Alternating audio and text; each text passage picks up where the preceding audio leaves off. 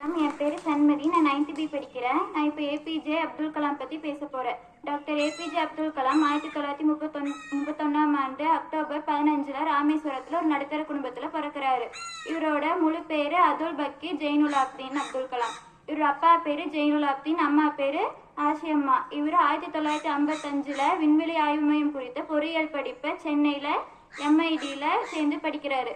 இவர் அதே கல்லூரியில் முதுகலை பட்டத்தையும் பெறுகிறார். இவர் இந்தியாவின் சிறந்த விஞ்ஞானி மற்றும் இந்தியாவின் ஏவுகணை நாயகன்னு அழைக்கப்படுறாரு. இவர் இந்தியாவின் 11வது குடியரசுத் தலைவராக 2002 ஜூலை 25 பதவியேற்கிறாரு. கனவு காணுங்கள்னு எல்லார் இளைஞர் மனசுலையும் விதை விதைக்கிறாரு.